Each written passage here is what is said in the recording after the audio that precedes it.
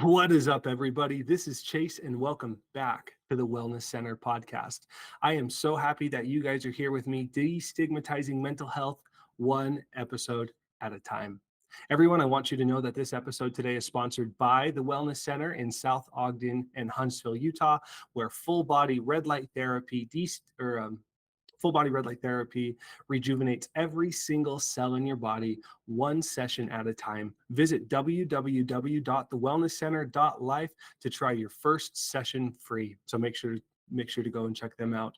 Guys, I'm so grateful that you are tuning in today to listen to another amazing story of resilience and strength and vulnerability and potentially some humorous and fun moments along the way. I'm super excited for my guest, guys. He is not only a fellow podcaster, but an absolute rock star in the world of mental health and resiliency. And I'm really, really excited to dig into his life and learn a little bit more about him and kind of what got him to where he is today. It's going to be super, super fun.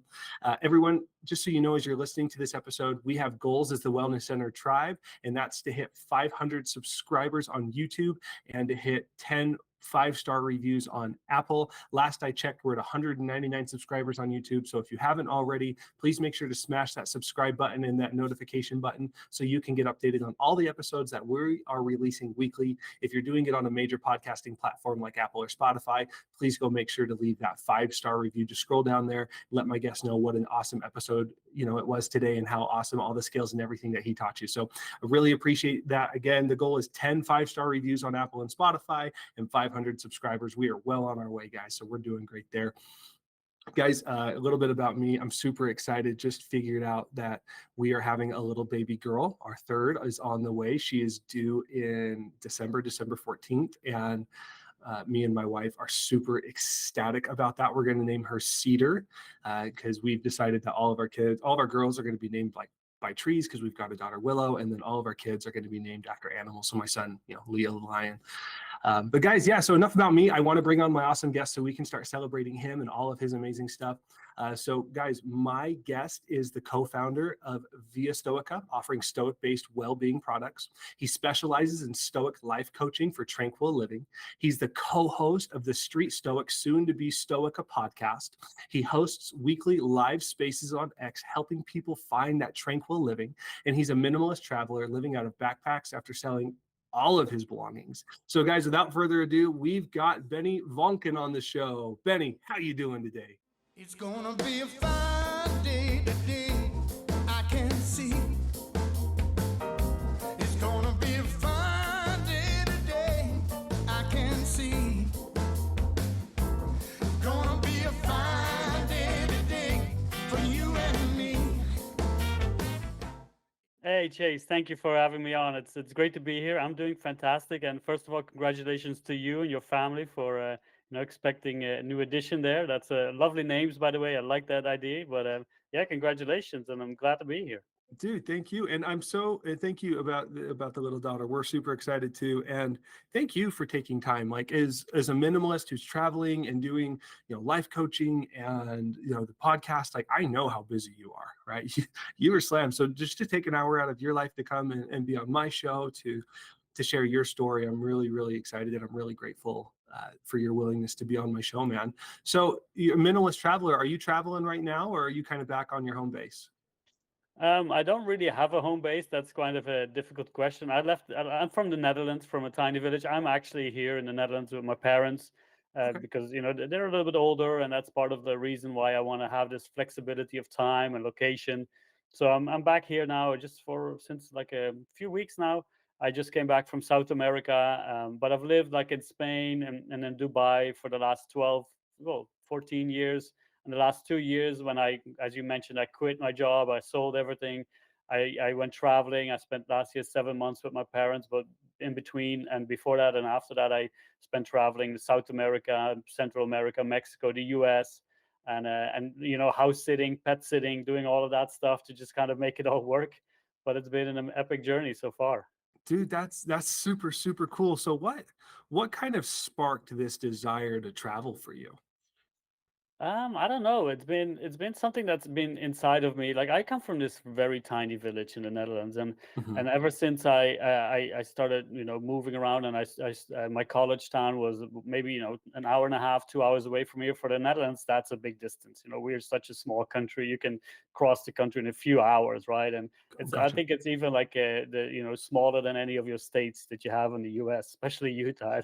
Oh, It's wow. really, yeah, it's so tiny. So ever since I started traveling, I knew that that was part of me and that was who I was. And at Hmm. one point, a friend of a friend said, "Hey, why don't you move to Spain and teach English?" And that's what I did. So I sold my apartment, or I ended the lease, and I just moved to Spain and started teaching. And I basically never left. 7 years in Spain, 5 years in Dubai, and now I'm kind of trying to, my parents are getting older. I want to spend some more time with my family. Living abroad is a really good thing, and it's something that fits me, but you do miss a lot of things. So at one point that's kind of started annoying at me, is like I've got to do something about this. So that's kind of why I'm reorganizing my life in a way that I can do the traveling and also be here when I'm needed. So yeah, that's where I am right now. Dude, that's super cool, and I'm really interested in like the house sitting, dog sitting kind of stuff. How do you find people to house sit and dog sit for? Is there like a platform that you can go on, or how does that work? So there is a platform called Trusted House Sitters. A friend of mine, he mentioned that. I was actually in Bend, Oregon, with him 2 years ago. That's where I kind of started. He's my best friend from here, and I Mhm. always said, like, when I leave Dubai, I'm going to go and visit him first. So I spent 2.5 months there, and then I found my friend. That was, that's where I started this house sitting, which was a perfect time. It was around Thanksgiving, so I found my first place in Palo Alto, and it's there are a lot of places, but it's difficult to get them because you need some reviews. It's all about trust, right? So once I had Right. my first one, then I found an amazing one in Puerto Escondido in Mexico around Christmas and New Year's. And after that, it kind of started rolling because then you get your reviews. And now I've got I've like 12, 13 sits. So I've got a bunch of reviews. I even had one from Medellin, Colombia, where I was nursing this little cat back to health. I spent like 3 days in the hospital with it. But that was, I like it, I love it. As just the going with the flow, seeing what happens, especially with animals. But that also helped my reviews and stuff. So now it's a little bit easier to find them. But yeah, on the platform, it's easy. Well, it's not easy, but you have to be flexible. And I look for the long term ones. But it's Okay. great, as I'm traveling alone. It's nice to be looking after some animals, and especially dogs. I can be kind of a hermit if I have to. Yeah. Sometimes I just go into that. So with dogs, you have to walk them, so you get to know the neighborhood, and so it's a really different experience. I really enjoy it, and you get to meet a lot of great people and spend some time in some awesome places. Dude, that's so cool. My wife and I love to travel as well, but with two kids and one on the way, sometimes it can be kind of pricey. So this trusted house sitters, I am personally gonna go check that out because Oh yeah. that sounds like a lot of fun, dude. Well, cool. Well, man, so like this life that you've gotten to where you're like a life coach and you're traveling and you're doing this house sitting and all this really cool stuff. I know that this all stemmed from stuff that happened in your childhood, right? Because you grew up with a set of beliefs and values. So I would love for you, Benny, to take us back to a young Benny. What was it kind of like struggling, or when were some of the first signs that you were struggling with your mental health growing up? We kind of grew up in a very loving family, but it was also very protective. So I noticed that and this is kind of what I noticed later on as I started reflecting more on it, right? Mhm. But coming more out of that kind of victim mentality, where it's like, oh, look at me, and being very protective. That's something that I honed in on. Is like, okay, I've been raised with great loving parents, but there was still a kind of protective area. That's why I feel like I had to run away, and some of the things, and these are the questions that I've asked myself a lot of times, is like, why do I need to travel, why do I need to go and move, right? And a Mhm. lot of it was this kind of escapism of not giving myself the proper value, not thinking about myself as a complete human being, or that if people were to find out who I really was, that they would feel deception, disappointment. So then traveling and moving away was always a safe bet, because then you'd start at zero, right? So when I was little, we were playing around here and there, but I was never like, I grew up in one town, but in one village, better said, and then but my school was in another village, so there was always this kind of disconnect with my friends, and with if I wanted to go and play with them, I had to ride my bike, which is something we do from an early age here in the Netherlands, but there was still a barrier, right? So you feel a little bit more closed off with the connections that you make. And that's something that later on I noticed, yeah, that's like I need that freedom. And that's why I only got my driving license when I was 25, because it's way expensive here in the Netherlands. So I got it in Mm. Spain, which was interesting because I was learning the language and then doing a driving test was an interesting experience as well. But as soon as I had that one, it felt like, yeah, the world just opened up to me. I can drive, I can go. So that was part of it, where I felt like that freedom of location, just to be like a bird, just to go. And I think that that's somewhere still in me, but I need to find that balance. And I'm getting close, but I'm still working on finding the right balance of going away, but also accepting myself that I'm good enough, that I'm valuable enough to be somewhere, and that people really get, that I can allow people to get to know me of who I really am. But that's kind of the journey, where we're still working on. Yeah, absolutely, dude. And I love your journey. It's so unique. So, like, what was, I don't know much about the Netherlands. So this, we're gonna learn about this. So the Netherlands, what, when you say this village that you lived in, how big was that village? Like, how many people lived there? That's 1,500 people, so that's really tiny. Hmm. That's like yeah, that's not even a speck on a map, so you wouldn't be able to find it. But it's like we are the only part of the most part of the Netherlands is flat. Like it's even Hmm. below the sea level. Like some parts are like 13 meters below sea level. I don't know what that is in feet or whatever, but we have the only part where there's a little bit of hilly. So, Hmm. and we do everything by bike. Like I grew up with three sisters. My parents were always working. We didn't really have a lot of money, so Hmm. they just, when we were 8, my mom was working, my dad was working. They was like, "Here's a bike, go to school, good luck, and try to come back safe." And we Yeah. fell all the time. So that was kind of like we were given responsibilities from an early age, like Hmm. 15, 16, go find a job, for the weekends and the summers, because the money is needed, right? So all these Hmm. things kind of add up. And when I went to like my secondary school in the city, which was like 10 kilometers, I don't know what that is in miles, maybe like 15 miles or something. Like I had to Hmm. cycle that every day, like wind, rain, all of that stuff. So, and the Hmm. kids there, they were more affluent, they had some more money and and I just, came there with my hand me down. So those are the difficult things that you had to deal with. But Yeah. I and that was kind of where it's like, oh, why can't I just be like them? And later on I moved away from that mentality a little bit Hmm. as I went through my phases. But that was a sometimes a difficult time, especially for a teenager. But I feel it also kind of build that inner resilience already. Like I like, that struggle is important, I think. Yeah, you had to be tough, right? And that makes a Yeah. lot of sense. And I totally get small town. I grew up in a town with about 4,000 people, but half of them were part time, so there's only about 2,000 people Oh wow. that were there. So you get to know everybody. So I totally get where you're coming from. And my place was a lot of farmland as well, so a lot of flat area to bike. So we have some stuff in common there, man. Um, was it like, I know you say that like your parents would give you bikes and they're like, hey, go do your thing, try and get back safe. Is the Netherlands where you were living generally like a really safe area? Like your parents wouldn't have an issue or a concern about you biking those 10 kilometers to and from school and that kind of stuff? Or was it pretty dangerous where you grew up?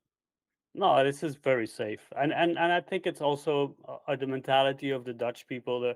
We are pretty much like, yeah, just act normal. That's crazy enough, That's kind of the saying, That's So we cool. just, yeah, we just, and it's like if you just, keep a level head and just do look out if you're cycling. But it's pretty safe. Like there was one like busy road that we had to cross, but it wasn't even that busy. I've been to the U.S. and it is different, there, like walking is something you don't really do that often. Like here we go for walks, but this is like, as you said, it's farm land as well. There's like farms, hills, countryside Mhm. around. So this is really safe.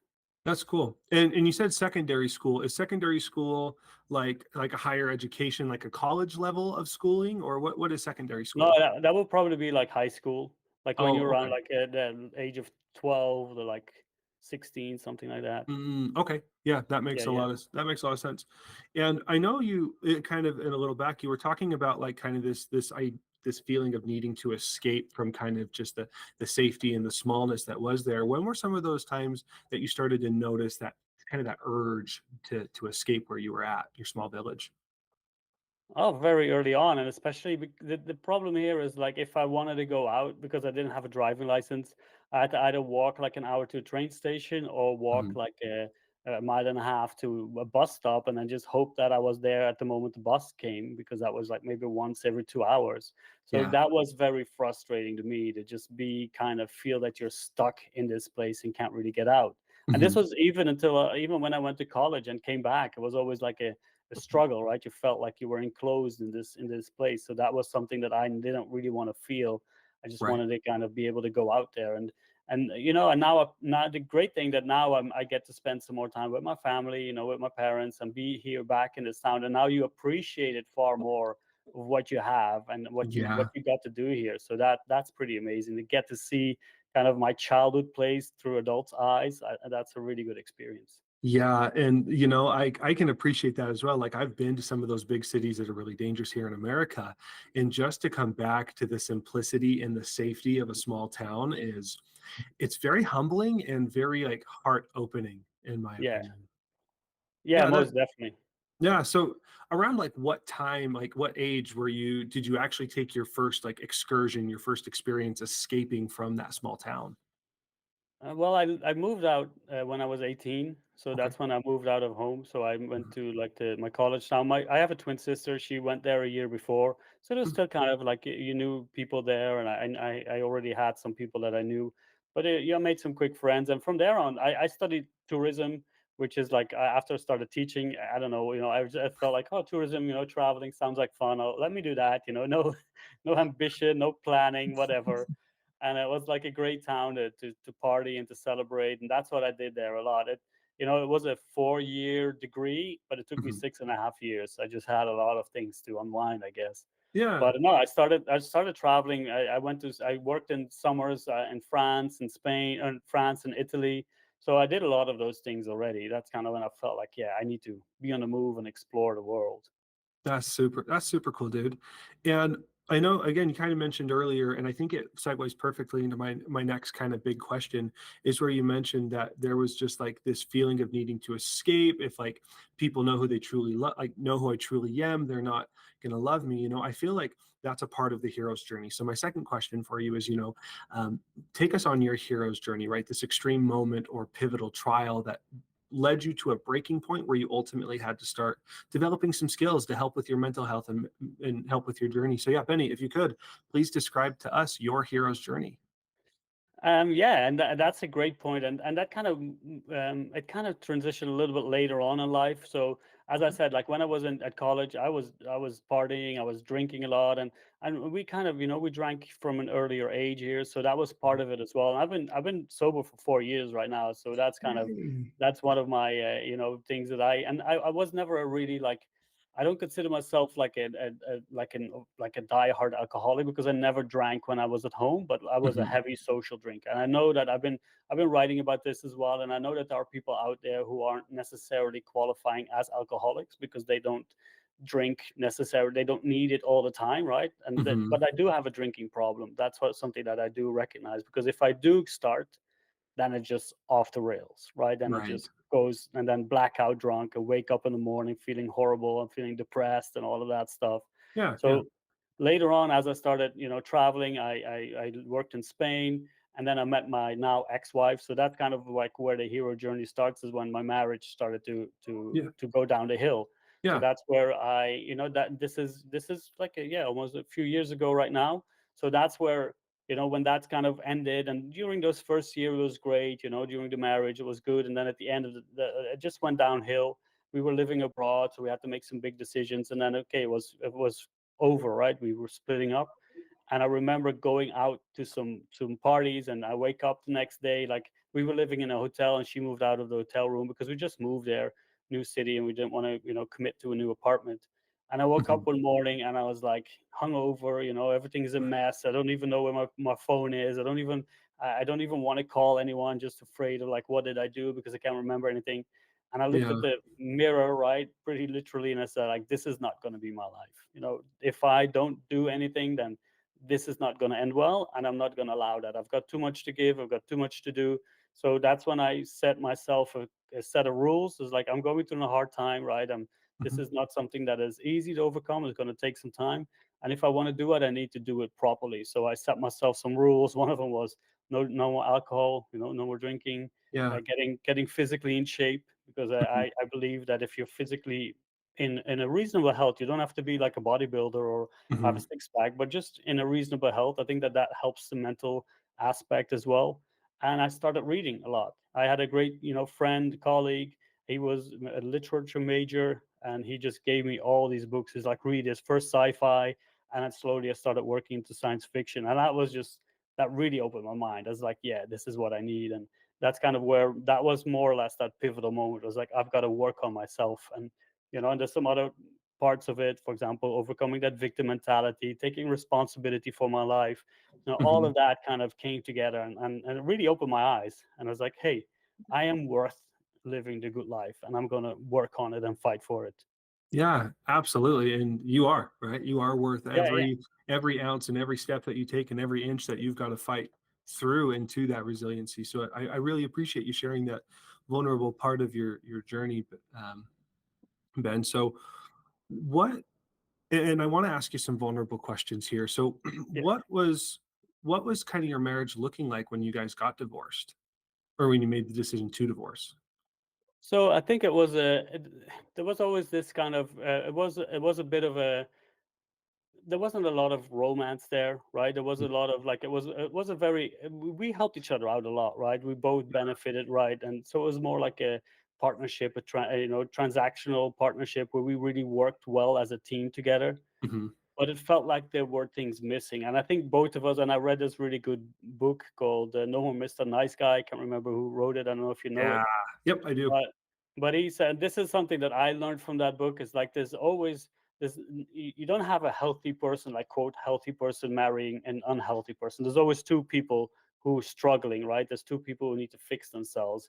And I didn't, after just reading that book, I did realize like, okay, I did make a lot of mistakes there. I did have to, there's a lot of things that I actually added to what was going on. So that's Mhm, also something that I took responsibility for. But at the end of the day, we met each other when we didn't have any money, and then you go to Dubai, and then suddenly everything changes. So things were changing so fast. And the another part was that she was from Morocco, I was from the Netherlands. So when we're talking about having kids, like, is this really stable enough to have a kid while we're from two different countries? What if we break up?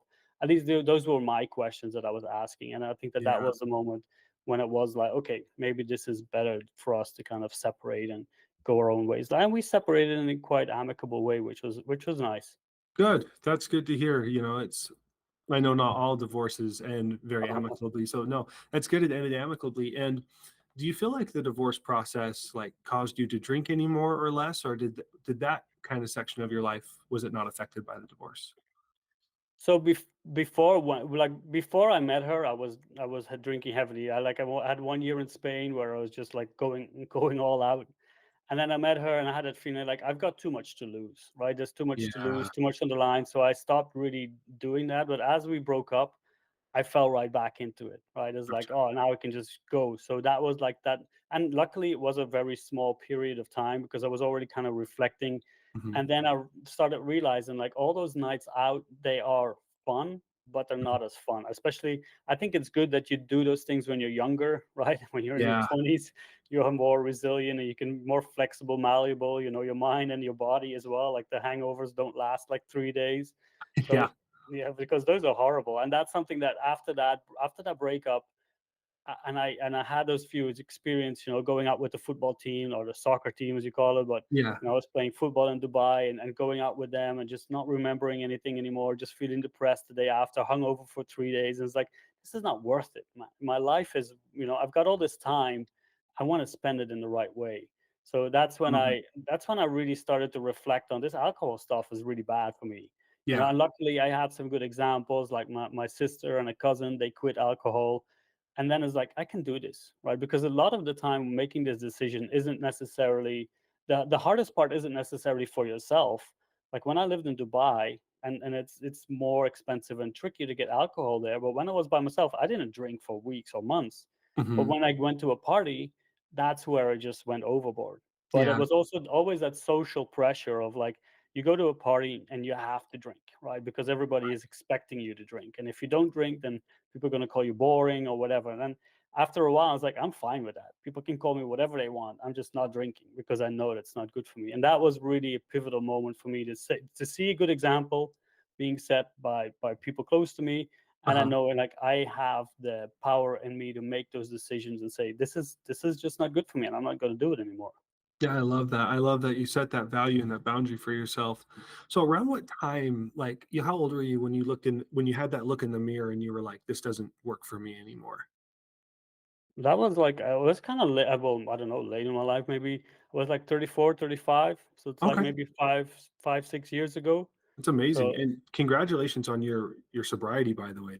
yeah, thanks. That's huge. I'm also a recovering alcoholic, right? I got to the point. I don't know if you guys have Everclear like No. outside of the US, but it's essentially that alcohol that makes you go blind. Oh, wow. It's a better cleaning product than it is a drink. And but yeah, no, that's what kind of where I got to in my progress with drinking. And so yeah, I kind of had a very similar moment. Like for me, right? I had woke up one morning and I was half on a beanbag, half on a tile floor. Mm. I was really hungover. I was like hugging and cuddling with a bunch of guys I didn't know. And I'm heterosexual. So it was kind of like one of those moments where I was like, oh, this sucks. I don't like this. This is not the type of life I want to live. So like I so many synchronicities between you and me, Ben. So no, it's cool, dude. So you get to this point, you decide I'm done. You start like, you said that you were working out, you were not doing alcohol anymore, you doing these things. So what were some of the skills that you developed early on? What did it look like early on, and how have they evolved up to this point in your life? So as I said, like I have a great friend of mine who introduced me. I wasn't really an avid reader, but he was like, "Here's some books to read." And I like after that first year in Dubai, that was kind of when the breakup, the split up happened, and then Mhm. I started just focusing on work, but focusing on myself a lot. So I started picking up books, and at one point, I kind of knew something was wrong or something was off. So I diagnosed myself with an existential crisis, and I picked up I was like something, yeah, this is something going on, right? So I Yeah. just picked up this book called Introduction to Existentialism, Okay. by a guy called Olson, and he had different philosophies that he mentioned. So he mentioned absurdism, the existentialism, Epicureanism, but also Stoicism. And when I started reading the Stoics, that's where I just started seeing myself in those words. So one of the really foundational key points in my life that changed me was Stoic philosophy, was getting that kind of support. And this was from the books, from those ancient Mhm. texts, to really show myself like, if you want to live a good life, you've got to take charge. You've got to take agency of what you're doing, and you can't just wait for other people to go out and rescue you, or wait for things to fall into place. No, if you want to do it, you've got to do it. And Right. that's where I started setting those rules and saying, okay, I need some discipline. I need to stay away from this. I need to do that. And I need to do it. And that's Mhm. something that when people go through this journey, some people are still too reliant on other people that's saying like, Yeah. oh, you need to save me, but no one else can do this for you. And that's something that I realized, especially when I started reading more about philosophy and about these kind of, and talking about it and writing about it. Like I had a blog and I did those spaces as you mentioned, and that's Mm. where you see like so many people struggle with things. And that's where it slowly shifted, where I wanted to share this message as well. Like if I can do it, and everybody can do it. And that's what I believe, everybody can do it, but you need to be at the right moment to to Mhm. to to get the message and to get some support, or some kind of motivation to start like, yeah, I've got to do this. And it's difficult. It's really difficult. I read a really good quote today. That's, I'm horrible at remembering these things, but most people, like it said, like most people want relief, they don't want the cure, because the cure is hard work and it's tough and it's painful, but you can only get to the good side if you go through the pain. Right. That's what Marcus Aurelius, the Stoic emperor, said. The obstacle is the way, because that's like you have to go through it, and the other side, that's where you're going to find yourself. That reminds me of a quote that I have in my realm. My sphere of influence is, the cave you fear to enter lies the treasure you seek. Hmm. Right. Yeah. No, so I love that, man. So these books that you started reading and getting into, like when you first got in your journey, were you just like pounding through these books, reading them like a book a day kind of thing? Or was it more just like you read it here and there? Like, yeah, how did that kind of progress happen? I went full on hermit. Like I was like, people ask me like, "Oh, you live in Dubai? That's such a great life." But my life was like, I worked in the morning from like 7 to 2, and Mhm. after that, and this is the sad thing about education there, but the good thing for me, that I didn't really have to prepare much, right? It was just you go to work, and after work you're just done. And I Mm. never saw that in any teaching. Like normally you have to, prepare, you have to correct all this stuff, but there it was just done. So then I was like, okay, let's just try to minimize my energy output at work, do the Mhm. basic things that I needed, because I wasn't, teaching or education wasn't really valued there anyway. And I tried to do my best for the kids as much as I could, but it was Mhm. mayhem in the classes. I can fill another hour with the stories I have from those places and teaching. But that's where I just like, I worked, I had lunch, and I went to a coffee shop to read for like 2 hours. And in the weekends I went to read in the morning and in the afternoon. Like I'm not a fast reader, so I wouldn't read like a book a day. It took me a little bit Mhm. longer, but I was averaging like 30, 40 books a year, which is, That's for cool. me, that's still fine, So and some of That's them were, significant. Yeah. yeah, and especially during the pandemic, I just went full in. I was like, okay, this is my time, So, and that was something that, and especially some of the books are heavy, and that, like Mhm. Plato. Like I'm not smart enough to read Plato, but I can, I can try. I know that for myself. I'm not an academic, but yeah, those would, and I love science fiction, so I mixed it up, some science fiction and then some heavier reading. But I really enjoyed like the Stoic philosophical text, but also some of the other philosophies, and like the Tao Te Ching, and Albert Mhm. Camus. All of that stuff was really interesting. But that's just where I went, just like reading and writing about it, because that That's really cool. helped me to galvanize it and to put it out there. And also part of my, like, my self improvement, because as I said, I was kind of in that victim mentality, and criticism was just too difficult for me to handle.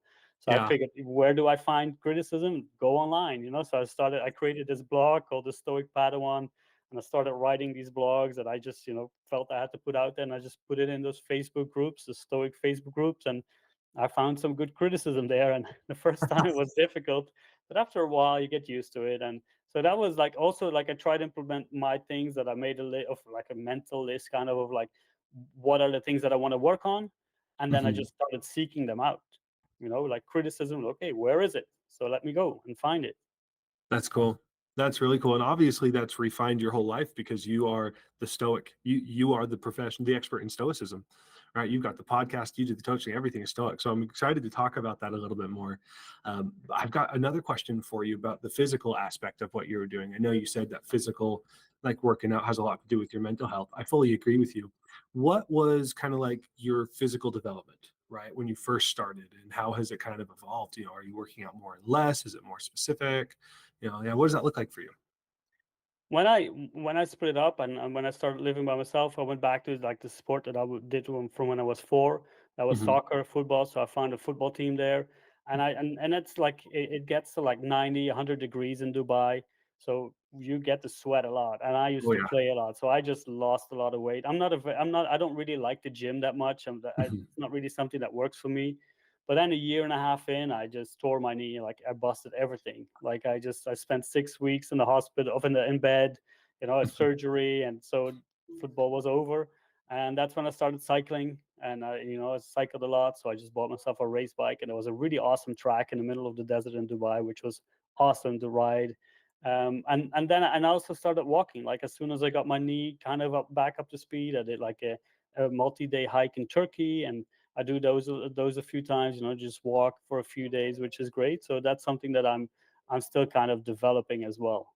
That's super cool, dude. I love your journey, and I love that you own that you're still on it because we're all on a journey, right? We're all heroes. We're all going through the hero's journey. So, Benny, you've gotten to this place where again, you're the expert in stoicism. You're doing really good. You're finding these hobbies and passions, right? You're thriving, right? There's so much resilience that you found, the sobriety, which is huge, and all these things. Looking back at everything that you've had to go through in your life, what can you appreciate about the hard parts?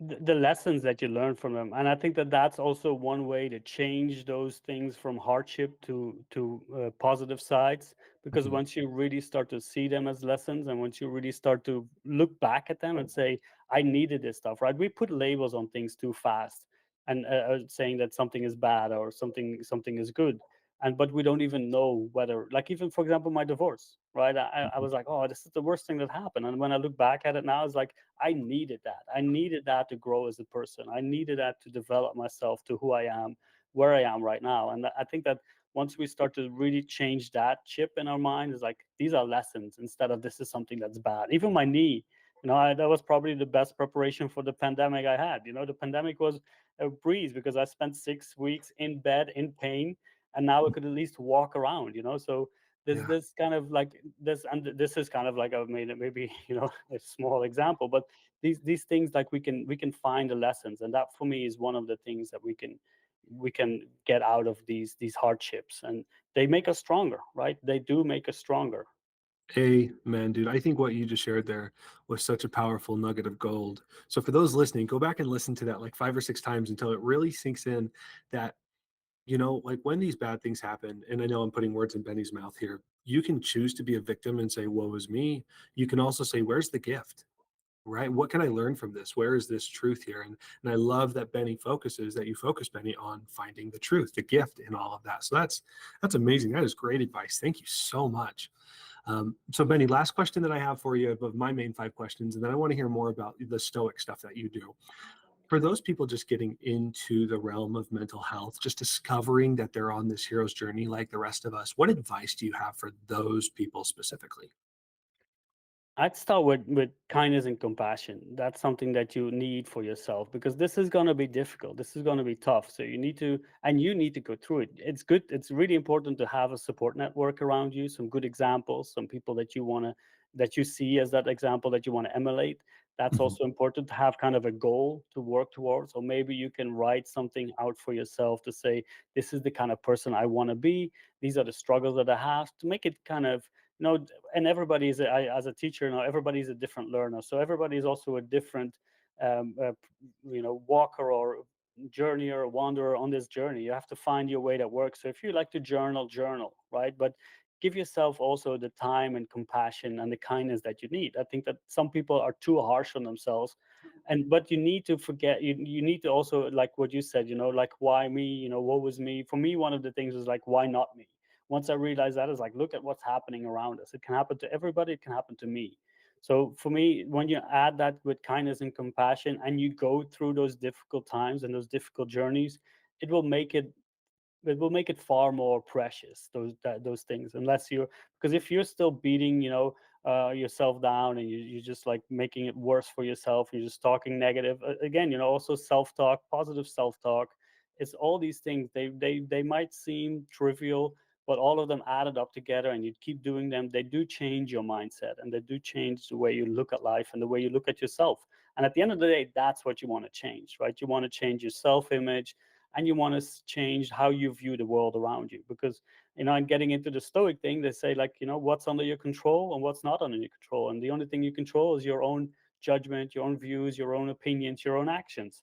And if you make them positive, then the rest of the world will follow suit.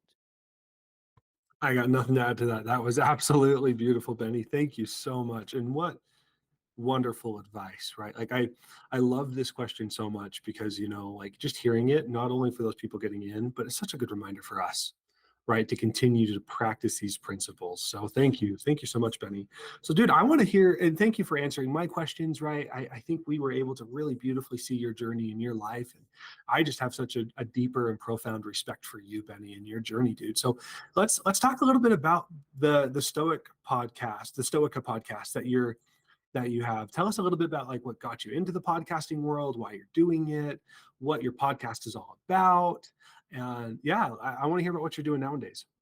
Yeah, thanks. So this is kind of a joint venture that, as I said, I started writing my blog, which was called the Stoic Padawan. Like, I like my stoicism, but also like my science fiction, the Star Wars. That's why I liked your cave analogy. Luke going in the cage and finding his, you know, that Mhm. was a great quote there. I like that one. I'll probably use that of you, a few times. Please, please, yeah. But yeah, so I started doing these. I started blogging, and I was like, I have to promote this stuff. So I went to X, formerly Twitter, and there were these spaces where people were hosting live conversations, and someone started a Stoic space. So I joined in as a speaker, and later, after like 6 7 months, they left it. They couldn't do it anymore. So I was like, hey, I want to keep doing this stuff. So I did it, and then I met Bryce, who was also my co-founder with Brendan and I, and Bryce, and we working together on Via Stoica. He was doing a Saturday space, so I started co-hosting with him, and we started working together. And from that was like, wow, this like we had like we average around 100 people who come in and listen to these spaces every week, which is great, you know. So and sometimes it's more, sometimes it's a little bit less, but we hit the 100, 150, 200 mark regularly. And it was like, wow, this is, and especially on a Saturday where we were doing the text, you know, we were reading Marcus Aurelius, Epictetus, Seneca, and people are just listening. So we was like, we can do more with this, right? We can reach a wider audience, and we would have like hour-long conversations about stoicism, philosophy, and this. Just to, you know, me and Bryce were just talking.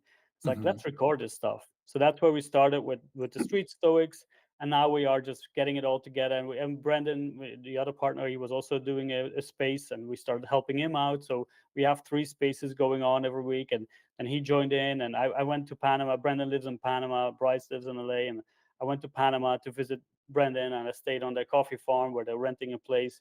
And we Mhm. started talking about this stuff. It was like, let's build something together. So that's where kind of all these things came together, and we started with Via Stoica, where we, you know, I was already coaching from the Stoic Padawan, and we're just like, let's merge it together. Let's make it a bigger platform to help as many people as we can. That's so cool. So you guys in the podcasting, was that the kind of the epitome, the centerpiece of what you got, how you guys merged, or? Yeah, I think the spaces more because we really got to know each other during the spaces, because you spend Yeah. 2 hours, like 3 times 2 hours together. But the podcast was really the force that drove us more outward. It was like, Yeah. wow, look at this tool and look at what we can reach. And we were getting a lot of good support and good feedback. So there was definitely a central component about and we had like some connections with WPKN, a radio station. So some of our episodes got aired there. So it's like, wow, we can really get some traction here and reach more people. I think at the end of the day, that's what we're really trying to do. We're just trying to help as many people as we can, the best way we can. And the podcast is definitely central part there, because we've had some really interesting interviews with some authors, a Dutch speed skater won Olympic gold, and all of that stuff. So yeah, we've had that's some great experiences there. Dude, that's super, super cool. I love that, man. And yeah, and I know you guys just hit the threshold, right? 10,000 listeners or 10,000 downloads just recently. We're just like now we're just around 15,000. Hey, congratulations, man. You guys are Yeah, blowing thanks. up. That's huge. Well, that's Yeah. awesome. Well, Benny, dude, um, thank you so much for coming on the show and taking time out of your day to let me like probe into your life. I really appreciate it, man. So for those people that are interested in checking out the Stoica podcast and kind of your platforms, where can they find you? So they can go to viastoica.com, which is our website, or they can go to the Via Stoica podcast, which it will be named now. It was the Street Stoics. You can still find streetstoics.com, but it just redirects you to the Via Stoica website.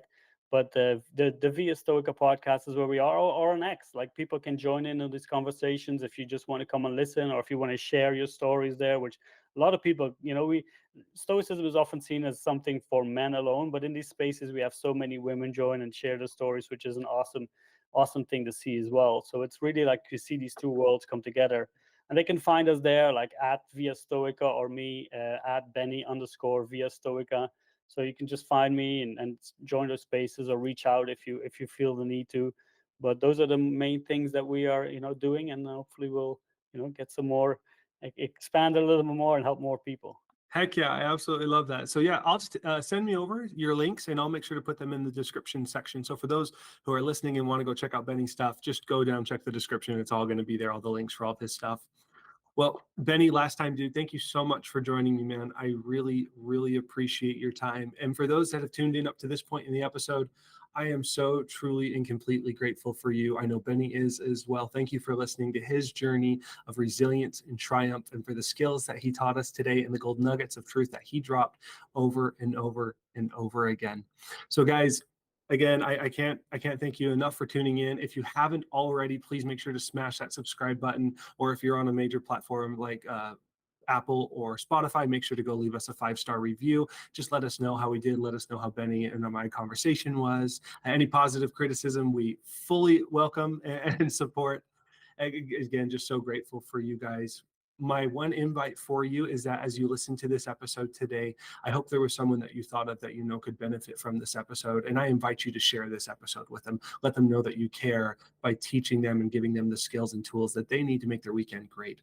So, guys, without further ado, we are going to sign off. One last time, this podcast has been sponsored by the Wellness Center. Go to www.thewellnesscenter.life where you can try red light therapy for your first session totally free. Guys, if you want to come on my show, just understand that no story is too big, no name is too small. If you do have a story, I want to share it all. Please reach out to me at chase@thewellnesscenter.life. One more time, that's chase@thewellnesscenter.life. Thank you so much for tuning in. We hope you guys have a great rest of your day, and we'll see you on the flip side. Peace out.